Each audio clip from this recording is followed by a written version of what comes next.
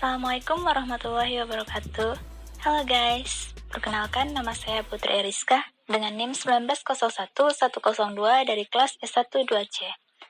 Nah, di sini saya ingin menjelaskan tentang analisis kualitatif anion kation. Analisis anion kation terbagi atas kimia analitik. Kimia analitik merupakan cabang ilmu kimia yang mempunyai teori dan cara-cara melakukan analisis kimia terhadap suatu bahan atau zat kimia. Analisis kimia terbagi atas organik dan anorganik, dan terbagi lagi menjadi kuantitatif dan kualitatif. Kuantitatif untuk menentukan jumlah dan banyaknya suatu zat, sedangkan kualitatif untuk menemukan dan mengidentifikasi zat atau analit. Jenis analisis terbagi menjadi 3. Yang pertama, analisis makro. Kuantitas zatnya 0,5 sampai 1 gram. Volume yang dipakai sekitar 20 mili. Yang kedua, analisis semi-mikro. Kuantitas zat sekitar 0,05 gram. Volume yang dipakai sekitar 1 mili. Yang ketiga, analisis mikro. Kuantitas zat kurang dari 0,01 gram. Volume yang dipakai kecil dari 1 mililiter. Jenis zat ujinya terbagi menjadi 2. Yang pertama, reaksi kering. Pada reaksi kering, yang dilakukan yaitu yang pertama pemanasan, uji pipa tiup, uji nyala, uji spektroskopi, uji manik boraks, uji manik fosfat, uji manik natrium karbonat. Yang kedua, reaksi basah. Uji dilakukan dengan zat-zat dalam larutan. Suatu reaksi diketahui berlangsung bila terdapatnya endapan, pembebasan gas, dan perubahan warna. Uji nyala atau flame test merupakan uji perubahan warna api karena pembakaran suatu senyawa. Tiap logam memberikan warna yang berbeda-beda, terjadi karena eksitasi elektron oleh panas. Nah, sekarang kita masuk ke analisa kualitatif anion kation. Analisa kualitatif adalah suatu proses dalam mendeteksi keberadaan suatu unsur kimia dalam cuplikan yang tidak diketahui. Analisa kualitatif merupakan salah satu cara yang paling efektif untuk mempelajari kimia dan unsur-unsur serta ion-ionnya dalam larutan. Dalam metode analisis kualitatif, kita menggunakan beberapa reaksi, di antaranya reaksi golongan dan reaksi spesifik. Kedua reaksi ini dilakukan untuk mengetahui jenis anion atau kation dalam suatu larutan. Analisa kualitatif anion kation ditentukan berdasarkan yang pertama sifat kimia. Sifat kimia yaitu yang dapat diamati langsung seperti warna, bau, rasa, dan rupa. Yang kedua sifat kimia yang dilihat berdasarkan reaksi-reaksi kimia. Bisa dengan reaksi pengendapan, reaksi redoks, reaksi asam basa, reaksi pembentukan kompleks, dan reaksi kesetimbangan kimia. Yang pertama, pembentukan endapan.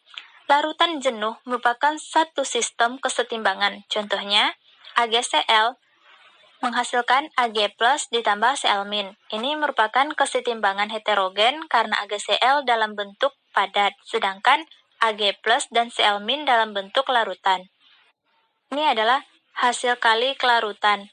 Ks sama dengan Ag+ dikali Cl-. Bila Ks terlewati, artinya kesetimbangan bergeser ke arah kanan. Akan terbentuk endapan AgCl.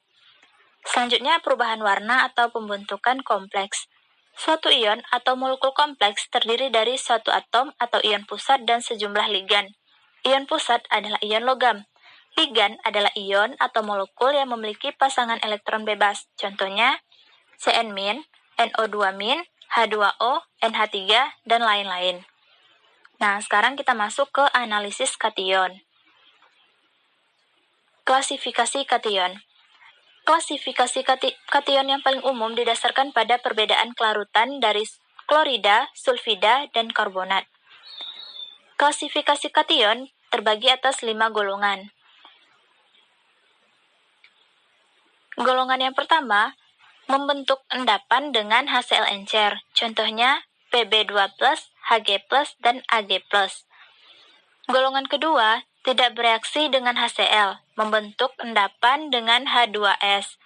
Contohnya, Hg2+, Bi2+, Cd+2, As+3, As+5, Sb+3, Sb+5, Sn plus 2, dan Sn plus 3.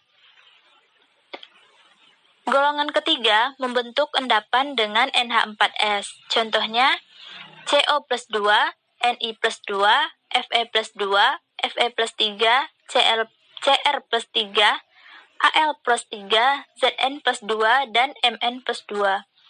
Golongan yang keempat membentuk endapan dengan NH42CO3. Contohnya Ca2+, Sr plus 2, Ba plus 2. Nah, yang terakhir, golongan kelima tidak bereaksi dengan reagen golongan sebelumnya. Contohnya Mg, Na, NH4+, Li, dan H. Berikut adalah contoh dari reaksi kation golongan 1. Teman-teman bisa lihat pada slide tersebut ada contoh dari reaksi golongan kation. Nah, selanjutnya kita masuk ke analisis anion. Klasifikasi anion. Klasifikasi anion ini terbagi menjadi dua kelas A dan kelas B. Kelas A merupakan proses yang melibatkan identifikasi produk-produk yang mudah menguap, yang diperoleh pada pengolahan dengan asam. Contohnya gas-gas dilepaskan dengan HCl atau H2SO4. Gas dilepaskan dengan H2SO4 pekat. Kelas B merupakan proses yang tergantung pada reaksi-reaksi dalam larutan, yaitu reaksi pengendapan, oksidasi, dan reduksi dalam larutan. Nah, kita bahas satu persatu. Anion kelas A. Yang pertama, gas-gas dilepaskan dengan HCl atau H2SO4. Contohnya itu karbonat, bikarbonat, sulfit, tiosulfat, sulfida, nitrit, hipoklorit, sianida, dan sianat. Yang kedua, gas dilepaskan dengan H2SO4 pekat, termasuk golongan 1 dan fluorida, heksafluorisilikat, klorida, bromida, iodida, nitrat, klorat, perkolat, permanganat, bromat, borat, heksasianoferat 3, heksasionoforat 2, tiosianat, format, asetat, oksalat, tartrat, dan sitrat. Dan yang terakhir anion kelas B, yang merupakan reaksi pengendapan, contohnya sulfat, peroksodiosulfat, fosfat, fosfit, hipofosfit, arsenat, arsenit, arsenat kromat, dikromat, silikat, heksafluorisilikat, dan suksinat. Yang kedua, oksidasi dan reduksi dalam larutan, contohnya manganat, permanganat, kromat, dan dikromat. Berikut merupakan reaksi anion golongan A. Teman-teman bisa dilihat contoh reaksi dari anion golongan A. Nah, sekian dari presentasi saya. Semoga teman-teman mengerti dengan yang saya sampaikan. Sekian dari saya, lebih dan kurang saya mohon maaf. Assalamualaikum warahmatullahi wabarakatuh.